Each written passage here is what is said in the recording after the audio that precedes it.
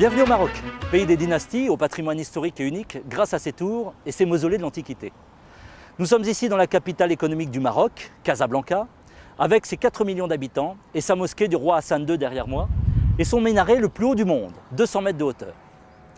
Le Maroc est une terre de berbères, partiellement arabisée il y a 13 siècles. Elle a été marquée par des apports culturels en provenance de l'Espagne, du Portugal et bien sûr, comme vous le savez, de la France à travers les différentes colonisations. Le berbère vient du mot barbare, barbarus en latin, utilisé par les Grecs au XIVe siècle pour désigner les non-grecs.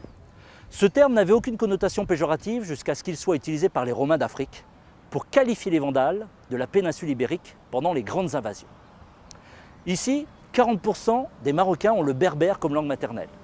Le français est resté la langue des affaires et elle est parlée par près de 30% de la population.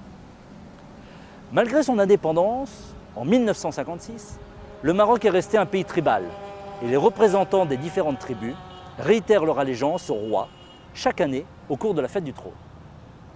D'un point de vue économique, le Maroc est la 5e puissance économique d'Afrique. Son PIB annuel est d'environ 100 milliards de dollars avec un taux de croissance moyen de 3% par an. Comme vous le savez sûrement, la religion officielle ici est l'islam et elle représente 98% de la population.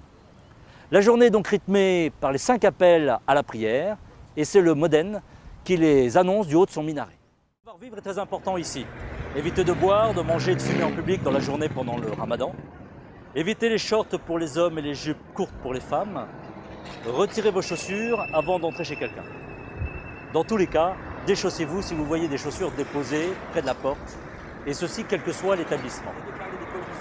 N'hésitez pas à donner quelques dirhams en pourboire, entre 2 et 10 dirhams en fonction du client.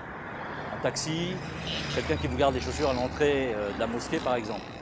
Si vous êtes invité à un repas, vous vous laverez symboliquement les mains à l'aiguière, une sorte de carafe en métal.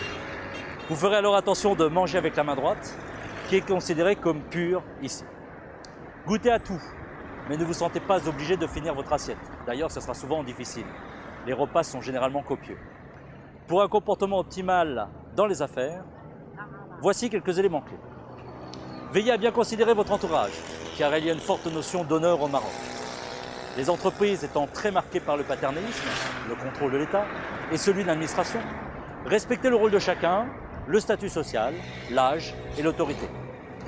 Soyez attentifs à l'implicite de la gestuelle et de l'apparence. Essayez de développer au maximum la relation personnelle intime et montrez beaucoup de disponibilité. N'ayez pas un planning de rendez-vous surchargé dans vos déplacements et ne soyez pas non plus surpris par les questions que l'on vous posera.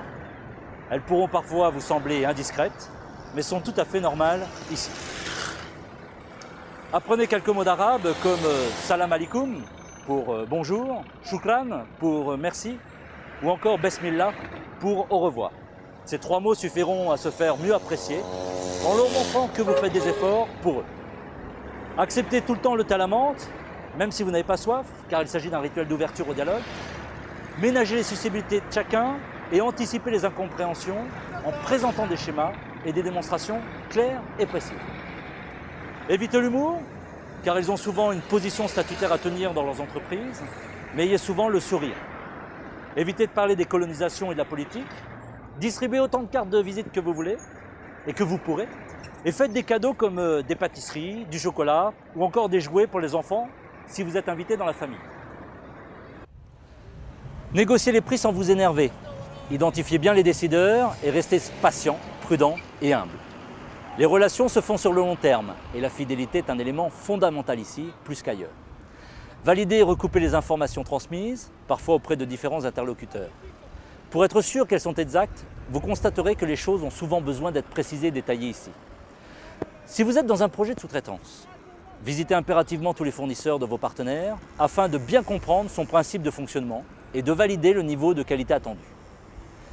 Prévoyez plusieurs voyages rapprochés pour consolider la relation.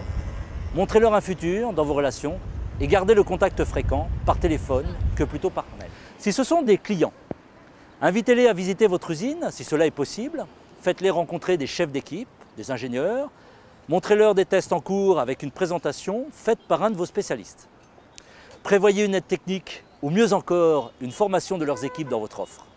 Ce qui permettra aussi de maintenir le lien relationnel dont ils ont besoin. Valorisez-les, ne les laissez jamais seuls, même le soir, s'ils viennent vous rendre visite en France. Arrangez-vous à tour de rôle qu'un membre de vos équipes soit avec eux pour chaque soir, s'ils viennent pour plusieurs jours. À la fin de leur visite, raccompagnez-les à l'aéroport avec un cadeau pour chacun, si possible. Les Marocains nous trouvent souvent donneurs de leçons. Alors n'oubliez pas que votre savoir-être sera tout aussi fondamental que votre savoir-faire pour la réussite de votre projet. Voilà, il me reste à vous souhaiter des échanges fructueux dans ce pays, merveilleux et accueillant.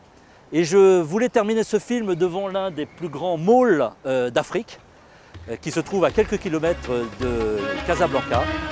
Et je vous dis à très bientôt. Besmallah.